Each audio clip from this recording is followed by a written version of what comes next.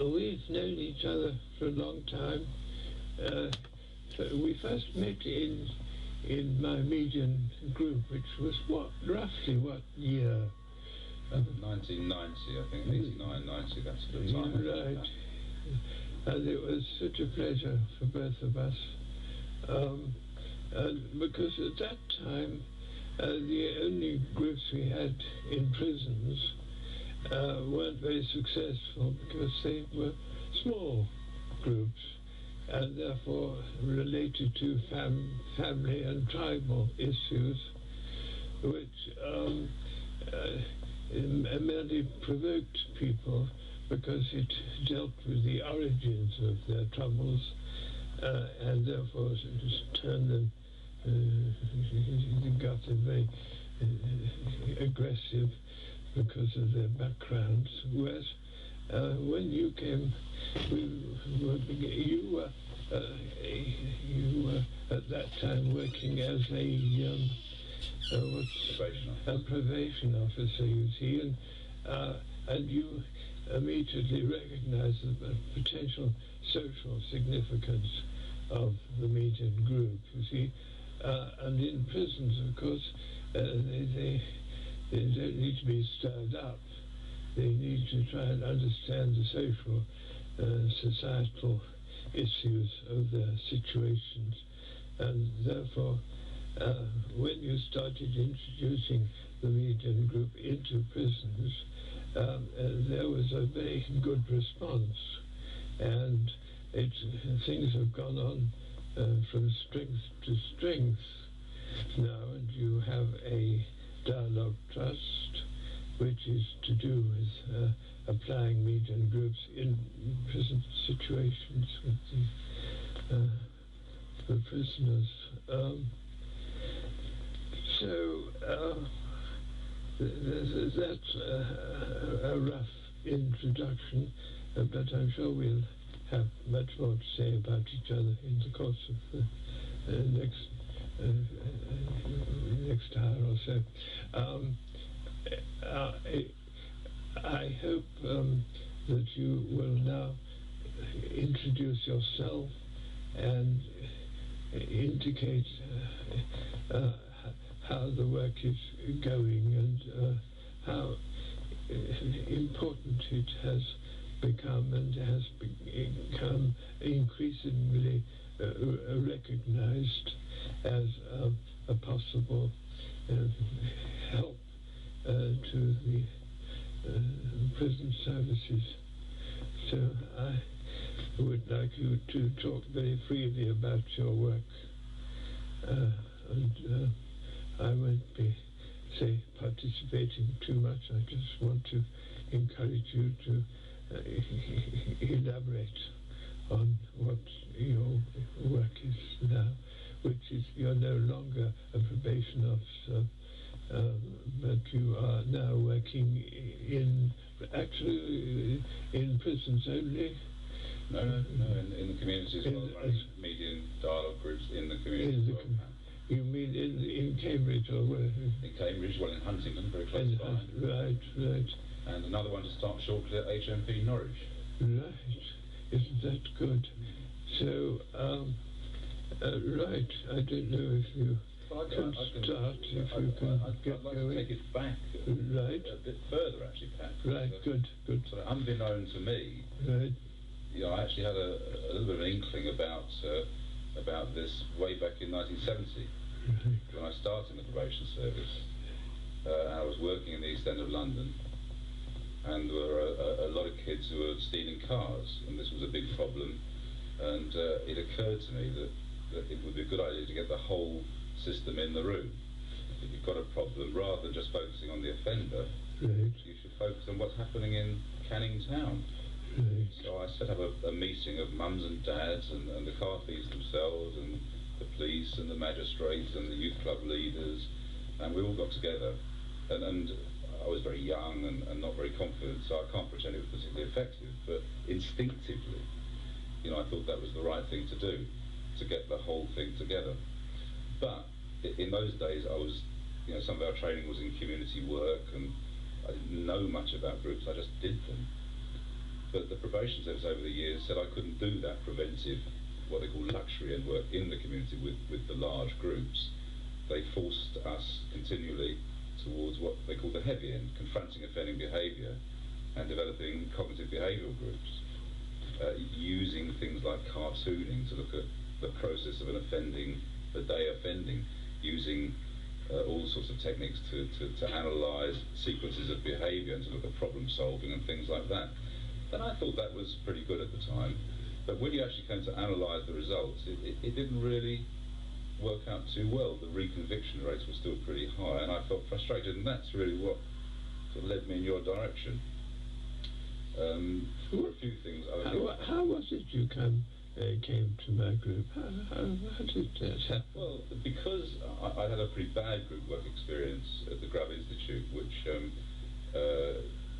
shook me up quite a bit, and I wanted to understand group work processes, so I came to the Institute of Group Analysis and did the introductory course, which included a large group, which was a group of 200, and I found that a very interesting experience. Was I doing that? Or no, you weren't. No, you weren't. I certainly introduced a large group to the Institute. Yes.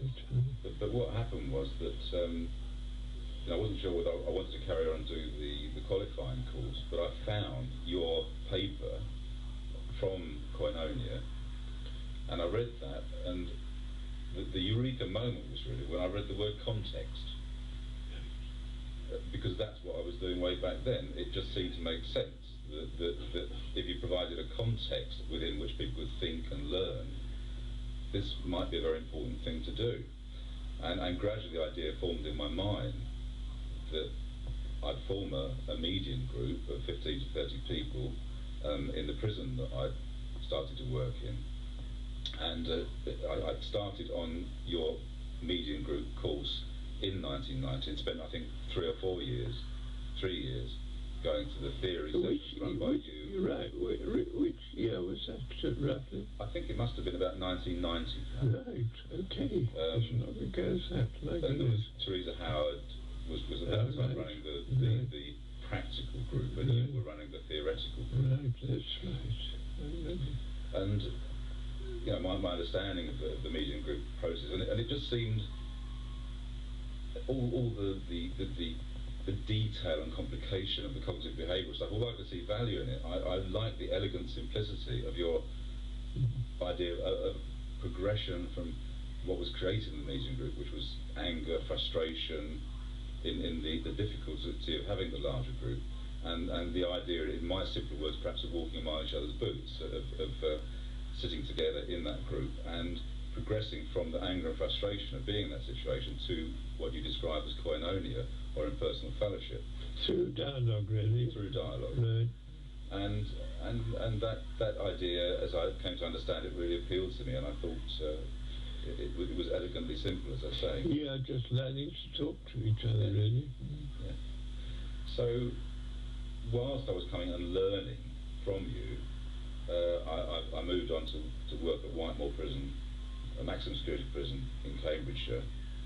Right. I was there before the prisoners. It was a brand new prison, but it was really, I suppose, in many ways only a Victorian jail with a lick of paint. It was still the same basic pattern of rooms and landings.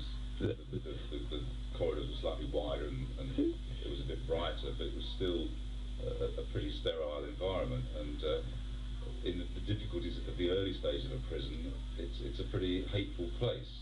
People are working out all their problems of inhabiting a new institution. So I decided that I'd go ahead and set up a medium group there, which would consist of 15 to 20 prisoners, and in addition to that, volunteers that I'd bring in from the outside, and the volunteers were a crucial part of that, because one part of the medium group is that I appreciated was the opportunity to create diversity.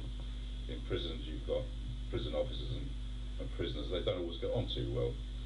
So I brought into the group of volunteers from the outside who came from a whole range of backgrounds, who were, an entomologist. Yeah. And a housewife and so on. Yeah, and this seminar, this monthly seminar of mine, meeting group seminar, three or four of them have joined you, haven't they? Yes, they have. They are volunteers too, aren't they? Yes, there's 3 or 4 who've come to the prison, and it's remarkable that they've shown such support that they travel up from London. Yes. And one guy, Nick Coots, actually had to go up at 5 o'clock in the morning and travel up from London to arrive for the group at 8:30 a.m.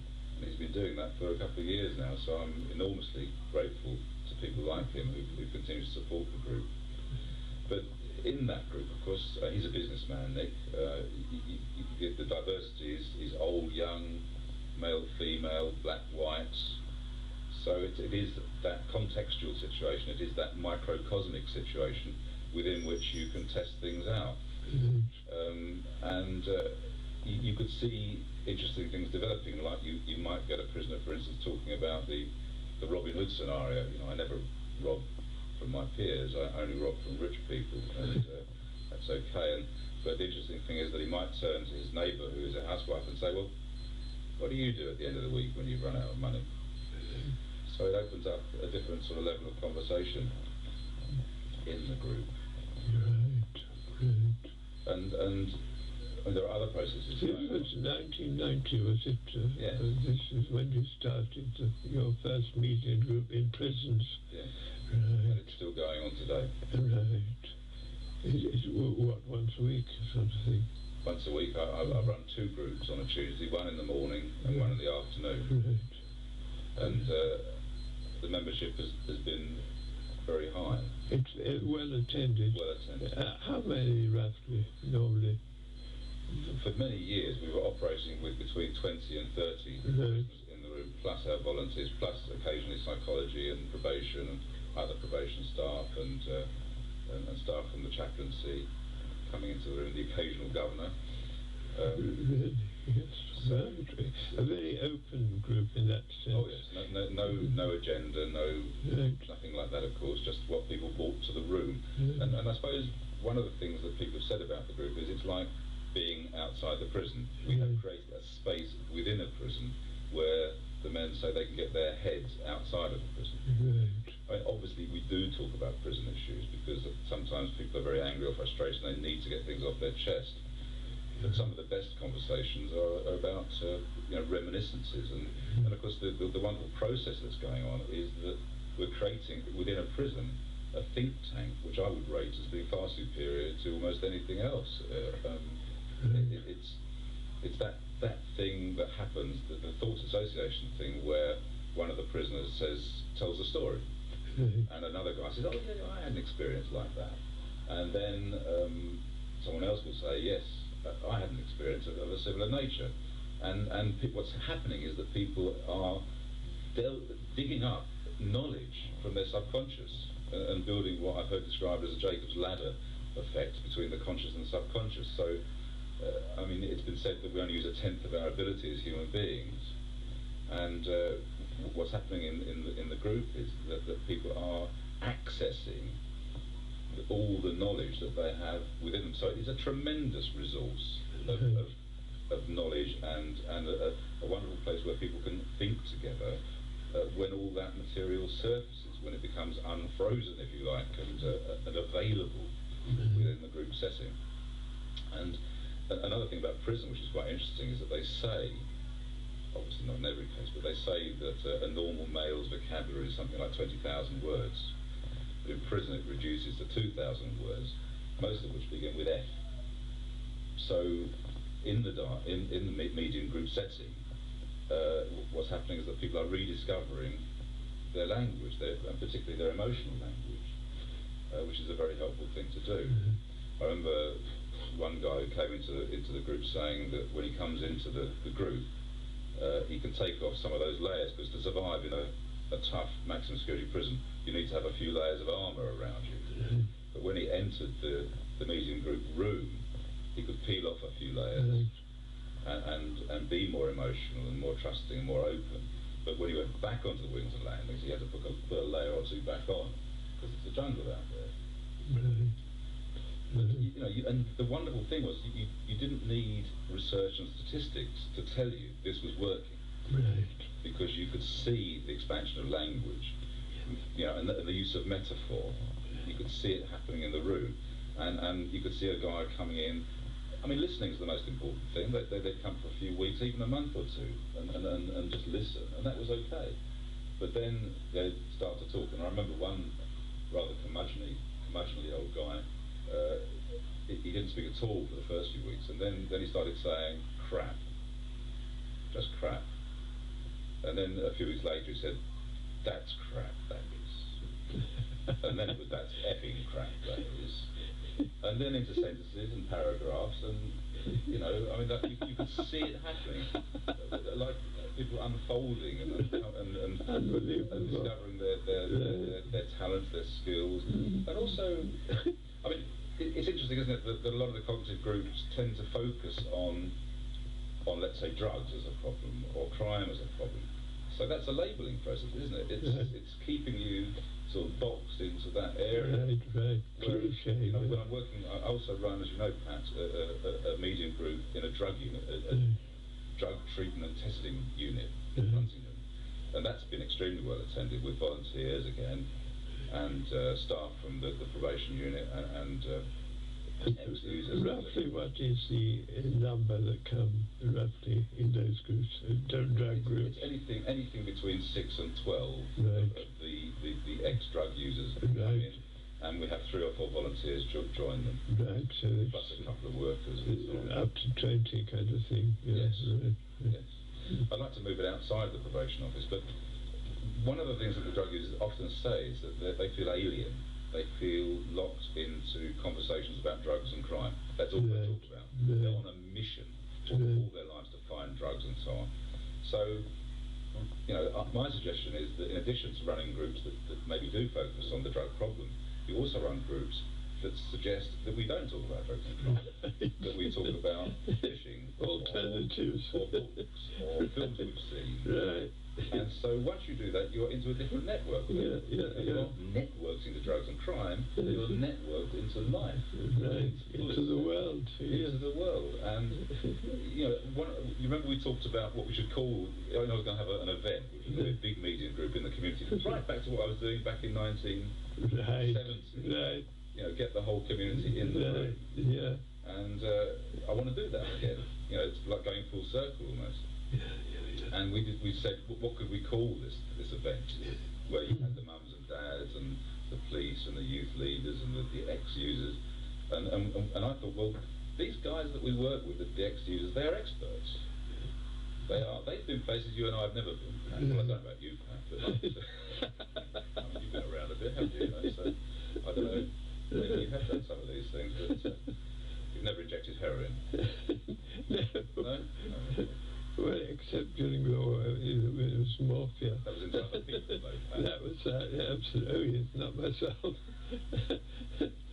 But they're and we decided that we called it a colloquium, didn't we? Yeah. Which was like another word for a gathering of experts. But everyone I've said that to, that we were going to have the Huntingdon colloquium, said, well, I have to say that Christine said it was pretentious crap. Right, yes. So sorry to hear everybody that. So that title for this medium group plan has rather been knocked out of the water. But we'll have to think of another name. We'll have to have another brainstorm. Right. Think of something else to Yeah. But Norwich, just to talk about Norwich, that starts next Monday. We've already done some training sessions for the volunteers. You know, talked about the medium group and how it works and so on and so on. But we are actually involving some researchers, or a researcher in the Norwich group, which will be qualitative research rather than quantitative. Right. So, you know, that's we're really looking forward to. Are you getting funded for that? We are. We've got. I mean, the Dialogue Trust is now at long last a registered charity. Right. It took with you as the patron, of course. Right. And it took an awful long time to get charitable status because it's much more difficult than it used to be. Right. And because we didn't get charitable status, we missed out on a possible job at another local prison, HMP Littlehay. But it looks we've raised £6,000 ourselves right. from charitable sources now as a registered charity, and the prison is contributing the other £6,000 for a year of meeting groups work in HMP Norwich.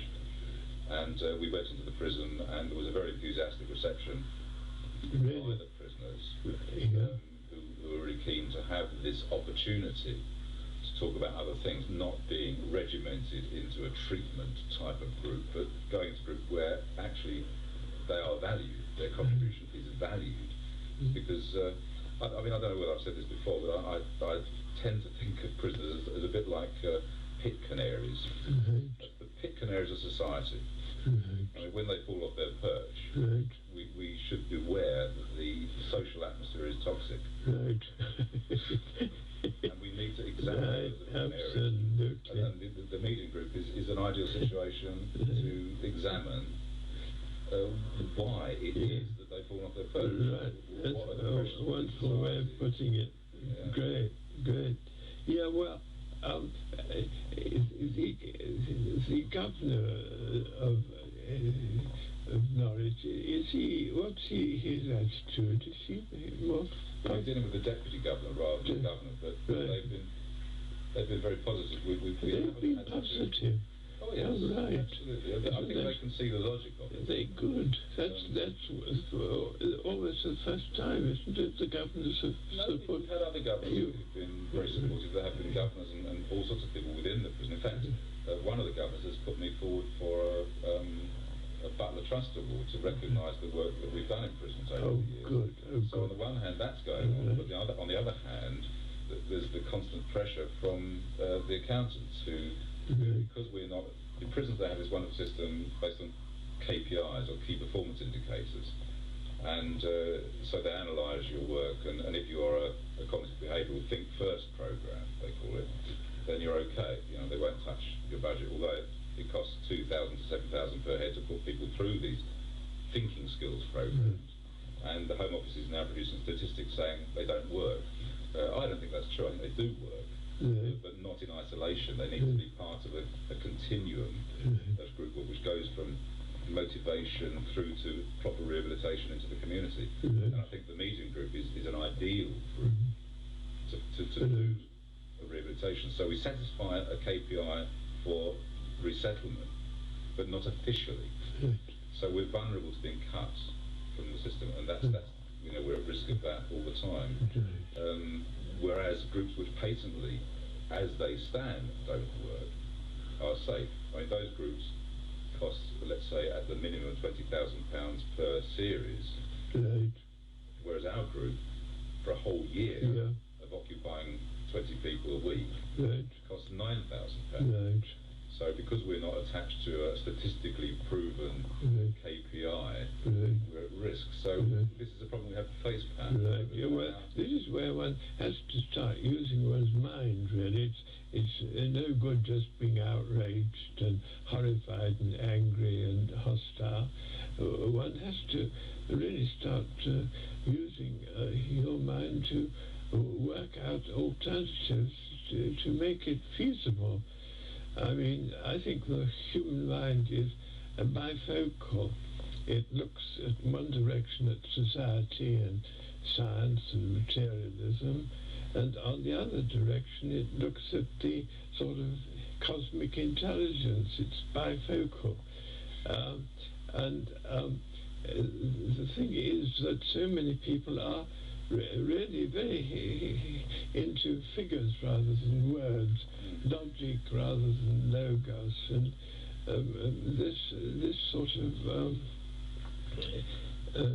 failure to appreciate dialogue results in people just referring to statistics as if it is not human beings who think, but statistics and science that thinks, which of course it can't possibly. I mean, computerization is in no way thoughtful. Thinking is really the opposite of computing, and the only way they can kind of contact each other is when they produce programming, you see. So really, everything is like, in that sense, a kind of triad. And therefore, recently I'm becoming more, though I've talked about it for many years, more and more convinced that the personal mind is and thinking is always personal, but it appears in all sorts of different situations, all sorts of different contexts. But you have to remain sort of in a situation where you are minding and caring and so on, rather than being analytic. It's totalizing rather than being analytic, you might say. Well, I can present the thinking of the group. I mean, that's one thing I have Lovely. By keeping a record of things that people say. Yeah. Wonderful, rich quotations that come out of the group. Right. And what people say about it. Right.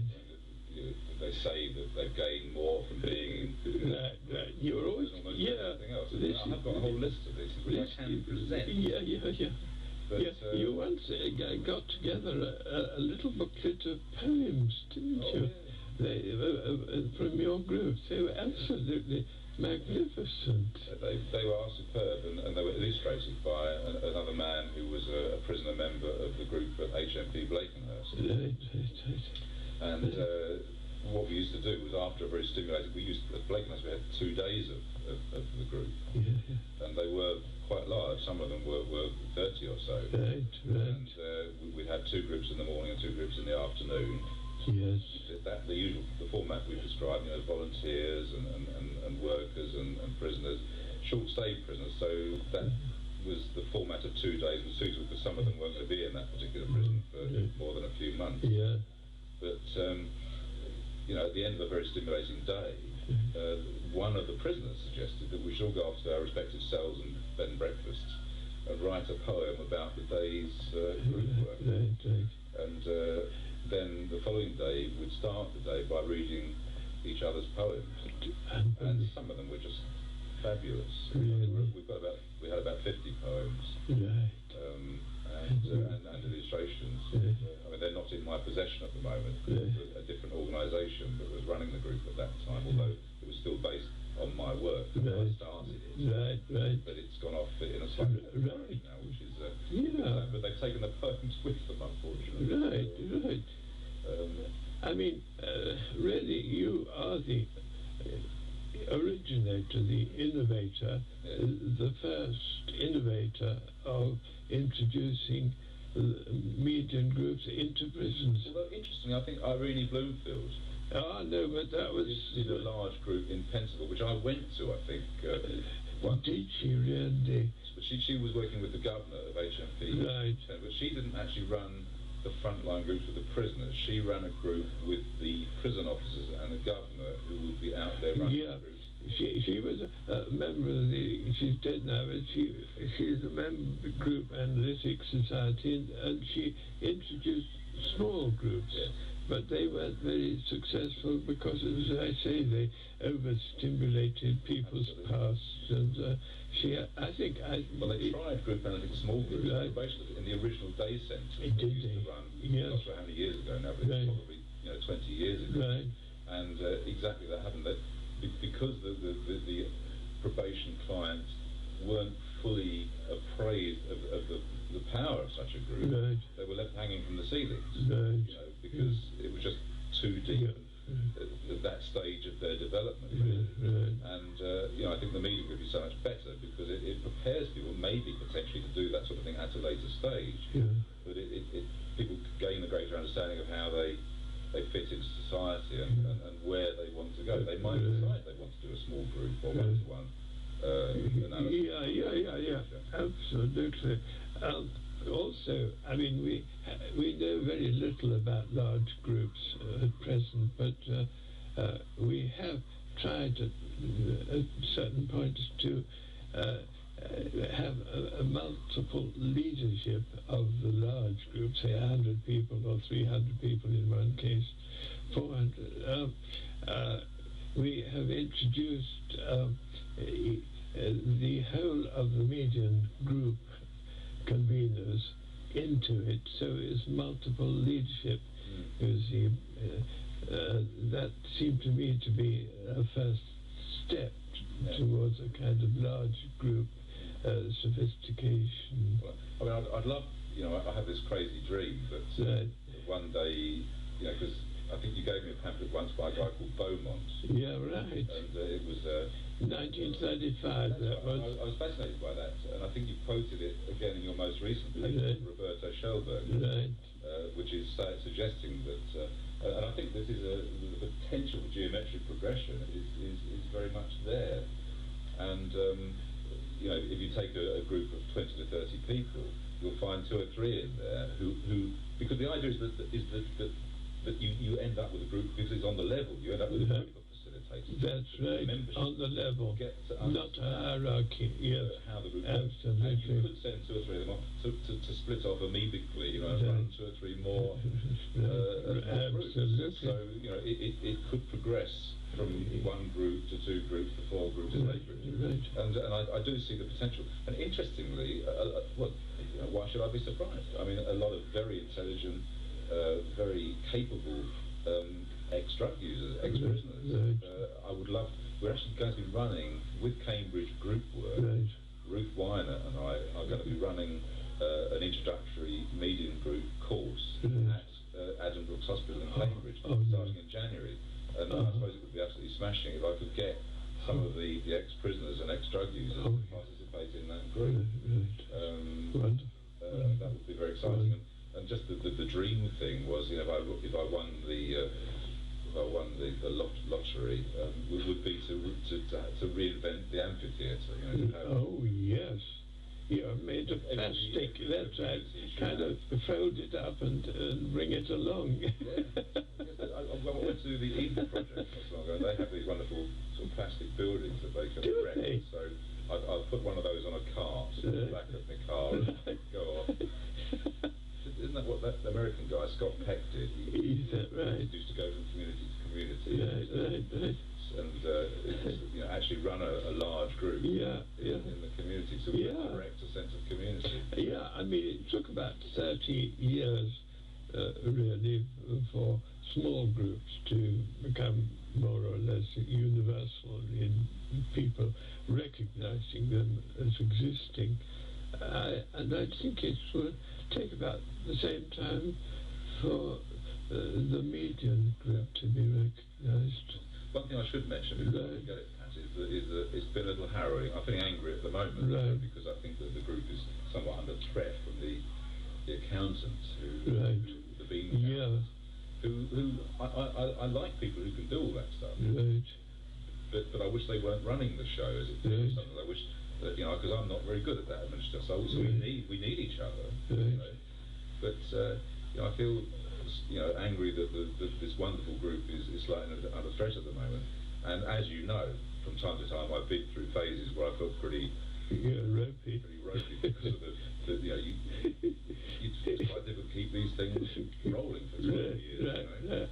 And I think it's really been wonderful over the years. I've been able to come to here, to your home, and all the people that come here and have a drink, and some nice cheese, and have support. People that have been coming here regularly over the years. If I hadn't had that, I would have punched someone. But, not really. Yes, really. So, and you have had some. It's been such a stimulating. I think it's a kind of a mutual support group, really, isn't it, of people who are introducing median groups in all sorts of situations.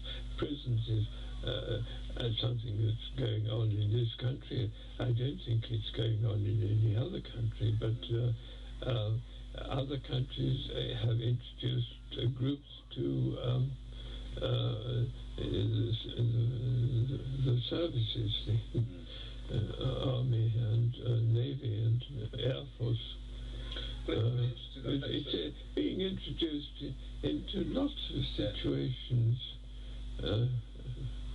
but the one we have together here is conveners of groups. We don't just focus on, say, we have looked a lot at prison groups, but we are looking to expand our influences. But I think,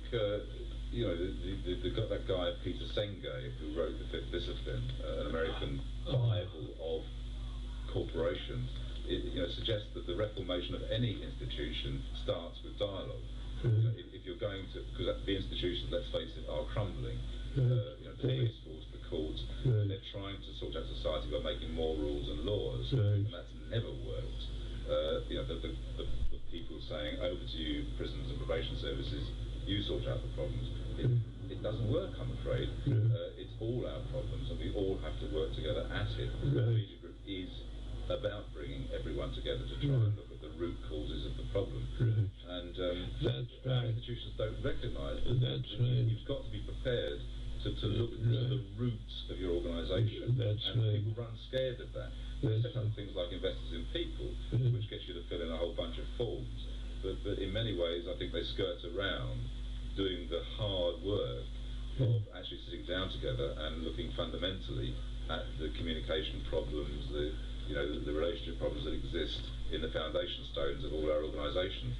And I suppose I'd describe my approach as bottom up, as opposed to top down. You've got to start and recreate a solid foundation for all our institutions where you're prepared to, really move forward in a different way. Yes, I think the opposite is also held up to bottom, where the mind is being used not in a concrete way like bottoms, but in a kind of abstract way of thinking. I mean, we struggle, everybody, for money to survive in the midst of plenty. 60,000 people die every day of hunger, I mean, we've got a starvation in the midst of plenty because people won't think about what our means of distribution is about. In fact, it's in the hands of what they call the bank, namely the Bank of England, which is a private company. I mean, it's ridiculous. You see, it's not in the hands of the government or the Treasury or anything like that. It's a private company, and we've got to think about the faultiness of the situation rather than the... I mean, I think it's very important to earth yourself, as it were, in realities of the immediate, but it's also equally important to start exercising one's capacity to have insight and to think. Well, if we thought creatively, Pat, I know. If you sat down and thought about the balance sheet that has been before us over the last months, that £52 billion was spent on the war in Iraq, more probably, and on that side of the balance sheet, I forget the exact figures now, Pat, but how interesting. You could supply clean drinking water for the entire population for £9 million, let's say, or was it 9 billion? You could ensure that every kindergarten-aged child had education from the age of 4. You could eradicate various diseases. The list is endless of the things that you could have done through thinking creatively. That's absolutely. Then, if all those things were right, then you wouldn't end up with trying to solve problems through bureaucracy and ending up with competition and war. Absolutely. We are intelligent enough to find solutions to these problems if we provided the spaces to sit down and look at it creatively. I rather prefer the word thinking creatively than loving. You see, I'd sooner, if I go to a hospital, feel that I'm being minded properly than being adored, quite honestly.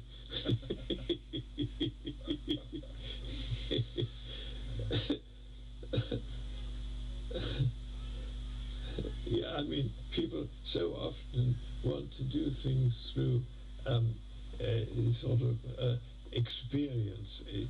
Groups want to be experiential, you see, and if you start trying to think, they say your intellectual defense is going on here, you see. But then if you look at it, people have had to experience 2 world wars to begin even remotely to question how expensive and unnecessary wars are. But if you were to think about it, it wouldn't cost anything. Whereas, billions and billions of pounds have been wasted by experience itself. Experience of its own is useless. It has to be accompanied by minding and caring and loving. Yeah, and that's what you're doing in the groups in present. I think it's fantastic what you're doing. I think you must be incredibly tough.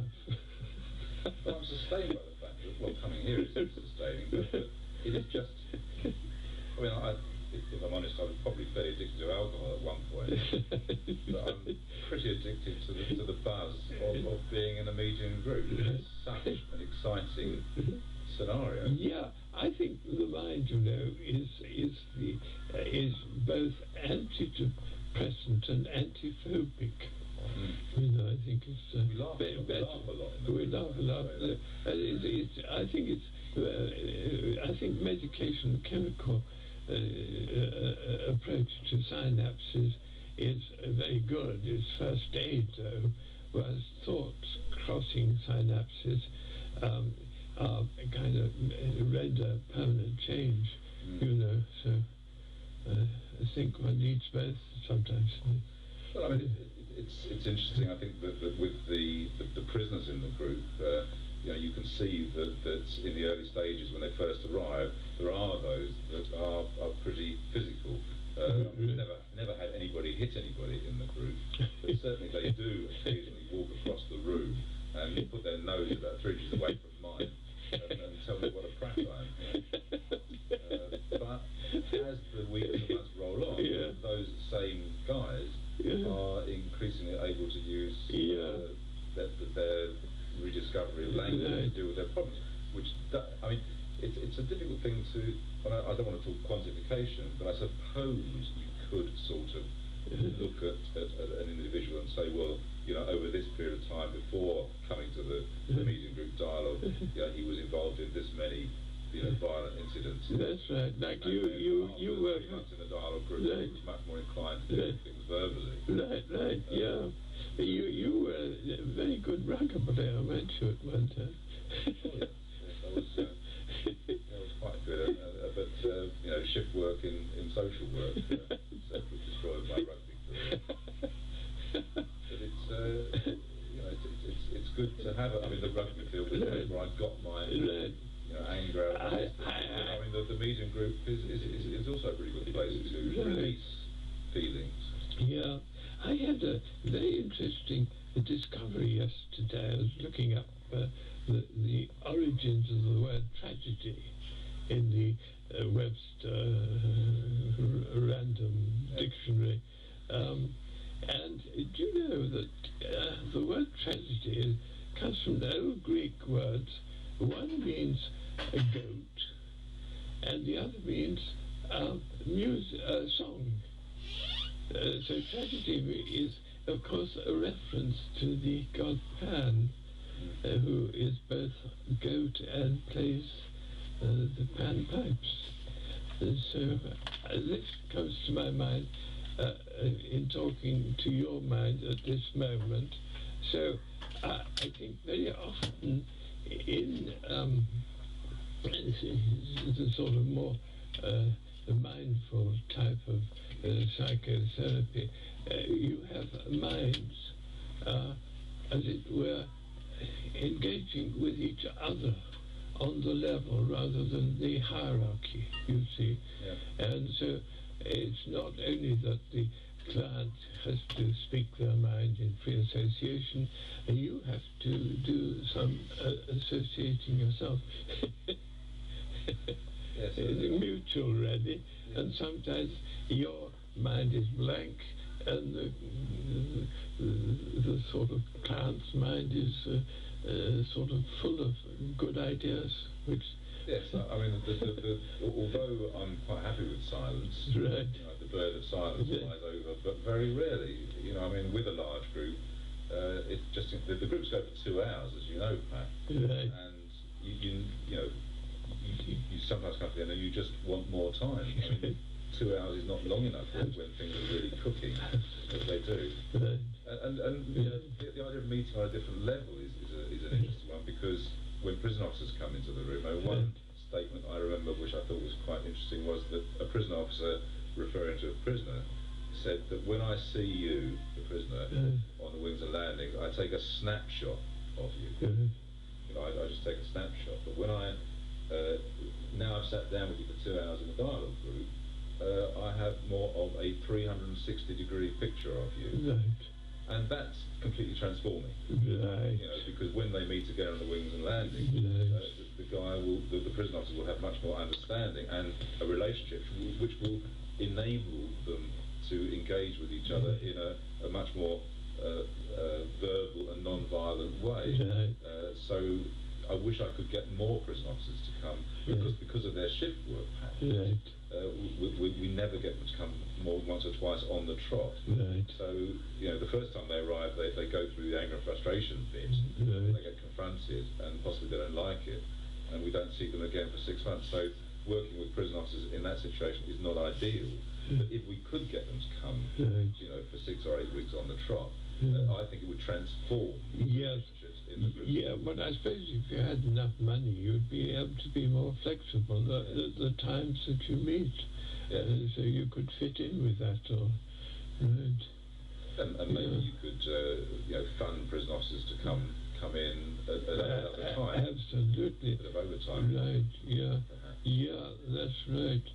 I mean, it would be a very good training opportunity for them, and as I say, I think it would be. I mean, when Fulks was at Northfield, he was told that if he was going to do groups, it would have to be in the free time of the soldiers and in his own spare time, and so he agreed to that, and that's how he started. To get here, the groups, Pat. I mean, when I used to come up to the Institute for Group Analysis all those years, I used to have to come 2 evenings a week after my 9 to 5 in the probation office.